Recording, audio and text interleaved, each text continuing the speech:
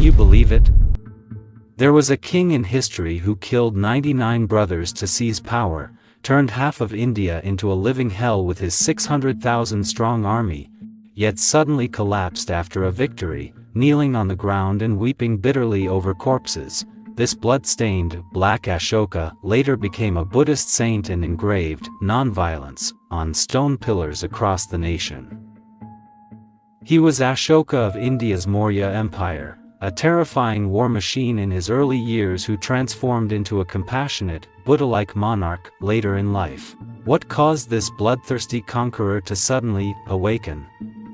What revelation struck him as he gazed upon tens of thousands of corpses on the Kalinga battlefield? Today, let's start with that fateful war of annihilation that changed his destiny.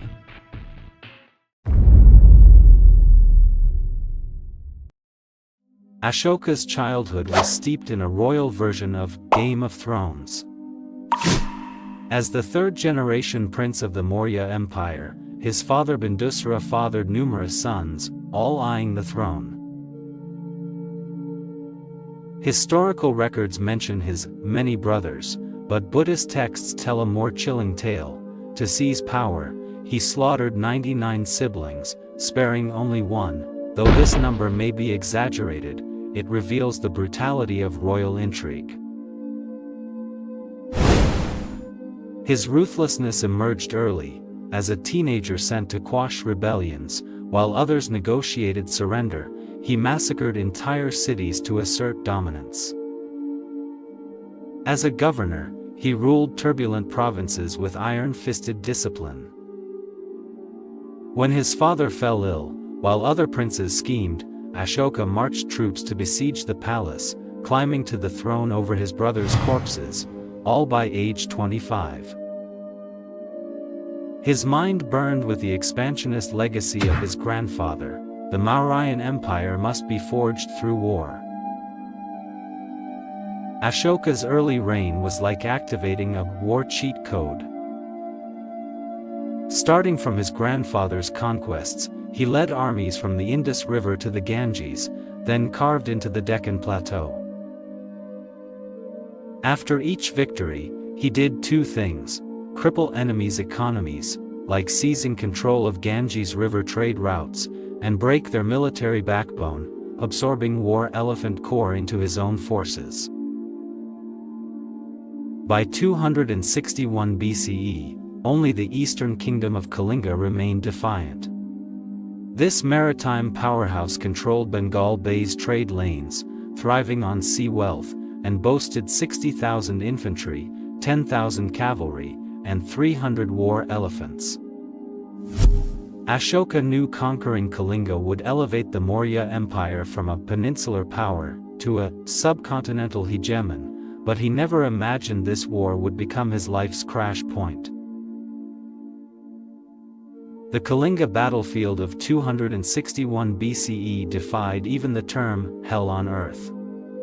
Ashoka's 600,000-strong army expected an easy victory, but faced a nation in arms, farmers wielding tools as weapons. When war elephants charged, Kalinga fighters stabbed their trunks with poisoned spears, driving the beasts to trample their own troops. Arrows exhausted, they hurled stones at Ashoka's forces, blood flowing so thick it dyed the moat red. After 3 months, Kalinga's capital fell.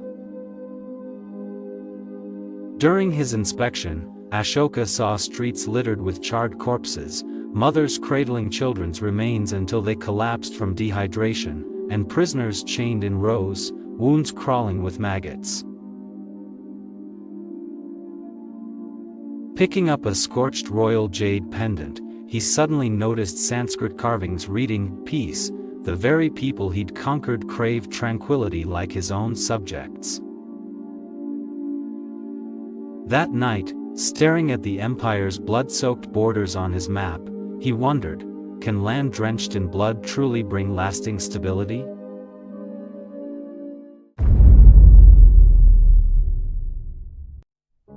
After the Kalinga War, Ashoka developed strange symptoms. He shuddered at the clang of metal and gagged at the sight of armored soldiers.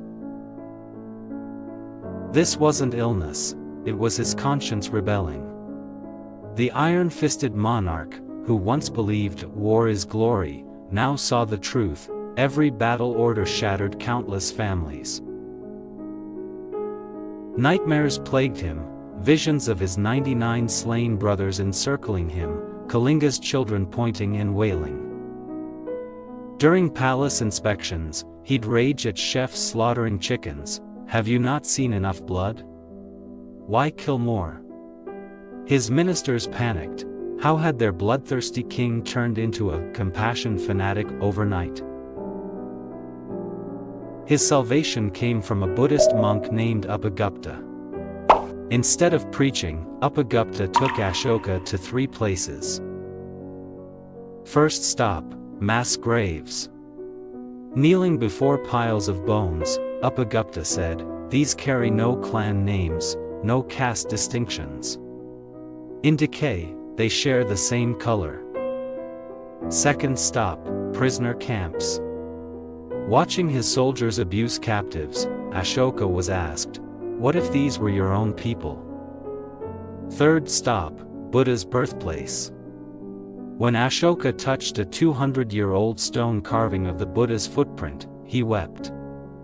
Buddhism's equality of all beings wasn't dogma, it was the key to transforming him from conqueror back into a human. Returning to court, he freed all Kalinga prisoners and paid them reparations. Ministers protested, "This makes you look weak." Ashoka replied, "I thought power meant fear. Now I know it means earning trust." Ashoka's transformation was so radical, it killed his former self. He scrapped his grandfather's Arthashastra, the ruthless textbook for kings on ruling through intrigue and violence, and authored his Edicts of Dhamma, inscribed on 40-plus stone pillars nationwide. These ancient policy white papers laid out 3 principles. For the people, abolished capital punishment and mutilation penalties, mandated medical care even for prisoners. Slashed taxes, farmers kept 5/6 of their harvest, down from half. For all life, banned hunting wildlife, especially pregnant or nursing animals, violators fined. Planted banyan and mango trees along roads for shade and food for travelers and animals. For the world, carved his famous line, "The greatest victory is the victory of the heart." Declared, "My soldiers will no longer fight wars. They'll spread Buddhist teachings and farming skills as envoys of peace." Most remarkably, he appointed Dhamma ministers to monitor him, officials empowered to criticize the king and even carve his mistakes onto pillars. A monarch who rose through violence, shackling himself to moral accountability. In an era of unchecked autocrats, this was pure anti-establishment genius.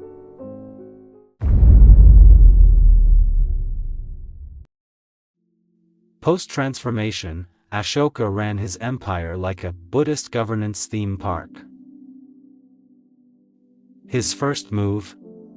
Turning the capital Pataliputra into a morality showcase, stone pillars every 50 meters inscribed with rules like, respect your parents, be kind to servants, help fallen elders, marketplaces staffed with fair-scale inspectors, cheat customers, and you'd be punished by copying sutras at temples.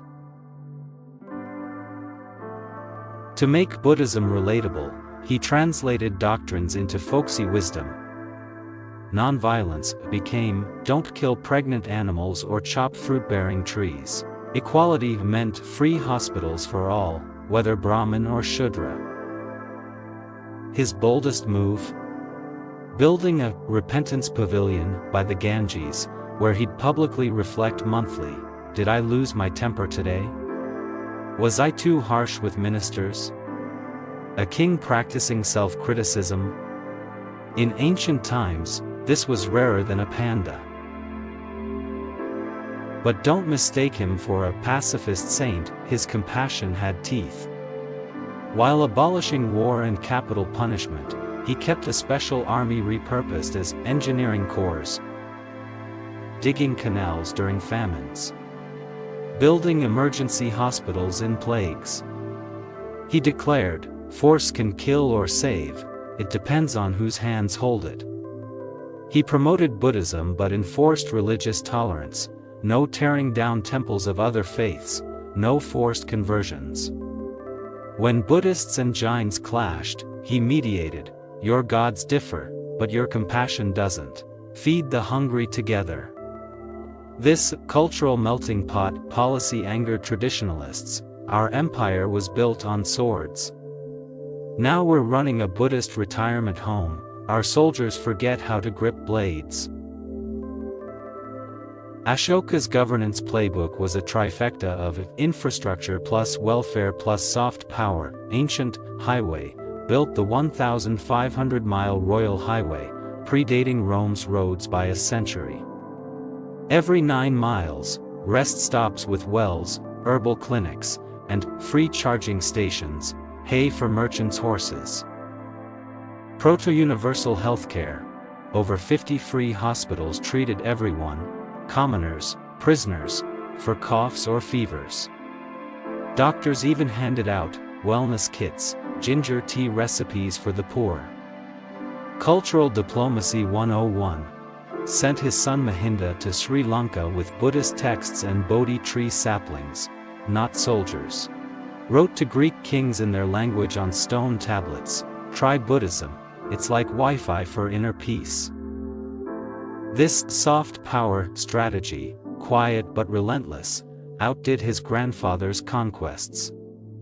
After all, planting ideas lasts longer than planting flags.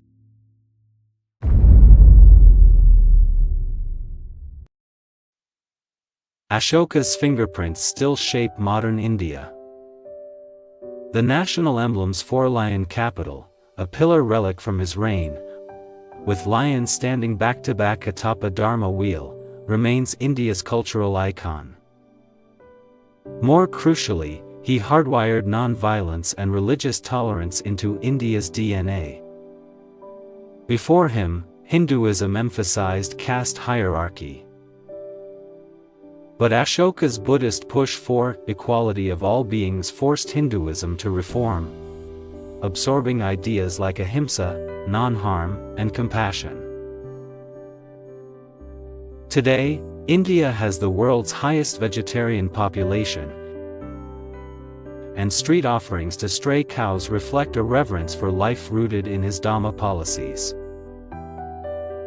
Even India's post-independence constitution echoes his stone-carved ideals, pledging social, economic, and political justice for all, a direct callback to his edicts. Without Ashoka, Buddhism might have stayed a regional cult. He sent his son Mahinda to Sri Lanka with a cultural diplomacy package, scriptures, Buddha statues, and saplings from the original Bodhi tree. The Sri Lankan king was sold, "This faith brings peace and moral clarity, better than war." Buddhism took root, spreading to Thailand and Burma as Theravada Buddhism. Ashoka even wrote to Greek kings, "I've swapped conquest for compassion. Want to try Buddhism?" This soft power proselytizing carried Buddhism to the Middle East and Europe's edge. 2 centuries later, it reached China via the Silk Road, becoming one of the world's major religions. Ashoka conquered half of Asia, not with swords, but with serenity. Why does Ashoka matter today? Look at Gandhi's 20th century nonviolent resistance against British rule. He weaponized Ashoka's edicts as spiritual fuel. A king 2,000 years ago defeated violence with mercy. So can we. And it worked. Hunger strikes and protests drove out the colonizers. His eco-consciousness feels eerily modern, banning hunting of pregnant animals and creating wildlife sanctuaries, proto-biodiversity protection. His free hospitals and royal highway blueprint teach us, true power lies not in military might, but in people's dignity. Finally, his pillar-carved maxim, the greatest victory is the victory of the heart. In today's fractured world, it's a mirror. When we claw for profit, perhaps we should ask, if a king who killed 99 brothers could lay down his sword, why can't we choose more compassion?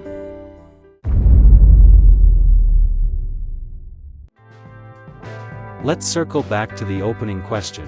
What transformed a war machine who killed 99 brothers into a compassionate monarch kneeling at Buddha's feet? The answer lies in his stone-carved mantra, the greatest victory is the victory of the heart. These words condemn his past and warn all power seekers. True conquest isn't territorial expansion, it's mastering the violence within. We may not wield life or death authority like Ashoka, but daily we choose between conquest and compassion. Attack critics with words, or seek to understand their stance. Crush rivals for short-term gain, or leave room for shared success. Ashoka's 20-year metamorphosis from tyrant to saint proves, it's never too late to change. If we ranked history's hardest conqueror transformations, where would Ashoka land? Above Constantine, who converted to Christianity after murdering his nephew? Below Ogdi Khan, who repented post-massacres in old age? Drop your rankings in the comments. If you enjoyed this video, please give it a thumbs up, share it with more friends.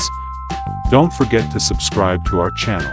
We'll keep bringing you more exciting historical stories. Thank you all for watching, and see you in the next video.